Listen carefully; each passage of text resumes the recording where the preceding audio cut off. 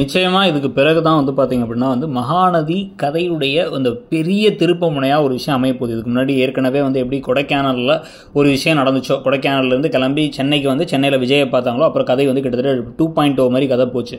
So இப்போ இந்த வெண்ணிலா வந்து கோவப்படுறது ப்ளஸ் வந்து இன்னொரு பெரிய திருப்பம் இதெல்லாம் வச்சு தான் மகாநதி 3.0 இந்த சீரியலை வந்து இன்னும் ரொம்ப நாள் கொண்டு போகிறதுனா அது ஒரு வழியில் மட்டும் தான் கொண்டு போக முடியுங்கிற மாதிரி ட்ராக் வரப்போகுது.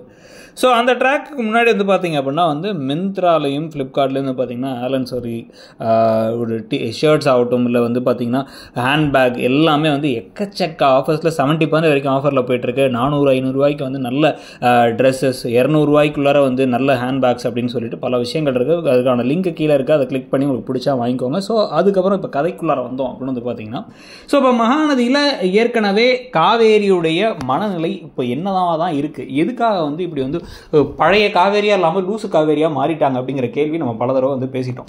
வெண்ணிலாவை போய் வந்து சும்மா இருந்த வெண்ணிலாவை நோண்டி விட்டு அவர் என் புருஷனை நீங்கள் விஜய்னு கூப்பிட்றது நல்லா இல்லை அப்படின்னு அந்த பொண்ணே புத்தி பேதலிச்சிருக்க பிள்ளைய போய் இப்போ கன்ஃபியூஸ் பண்ணி விட்டுட்டு அது ஒன்று என்ன பண்ணுது, என் பொம்மை நீ எடுத்து விளையாடாத அப்படிங்கிற மாதிரி வந்து தள்ளி விட்டு அடிச்சு விட்டுருச்சு.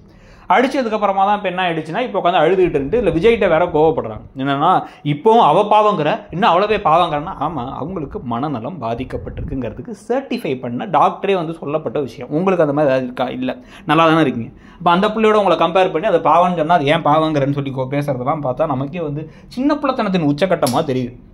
ஸோ இப்போ இந்த சமயத்தில் இவ்வளோ பிரச்சனைகளுக்கும் இடையில் இப்போ அடுத்து இவங்க வந்து என்ன இருந்தாலும் சரி அவர் வந்து நம்மளை விட்டு போக மாட்டார், தோலெல்லாம் சாச்சிக்கிறான்னு நினச்சிக்கிட்டு இருக்கும் பொழுது இவங்க ப்ரெக்னென்ட் ஆகிட்டாங்க அப்படிங்கிறது மட்டும் உங்களுக்கு தெரிய வந்துச்சு அப்படின்னா, காவேரி நம்ம ப்ரெக்னென்ட்டாக இருக்கமா அப்படின்னு ஒரு பக்கம் யோசிக்க, இன்னொரு பக்கம் வந்து இவர் வந்து அந்த பரிதாபப்பட்டு ஒன்று நமக்கு வந்து வாழ்க்கை கொடுக்க வேணாம், இவருக்கா நம்ம மேலே எந்த எண்ணமும் பாசமும் கிடையாது, அதனால நமக்கு இப்படி ஒரு வாழ்க்கையே வேணாம், நம்ம 2ஆம் பட்சமாக இருக்க தேவையில்லை, கிளம்பி போயிடலாம் அப்படிங்க. கிளம்பி போகிறாங்களா, அப்புறம் என்ன ஆக போகுதுங்கிறதையும் பார்க்கலாம். நீங்கள் நினைக்கிறீங்கிறத சொல்லுங்கள். தேங்க்யூ.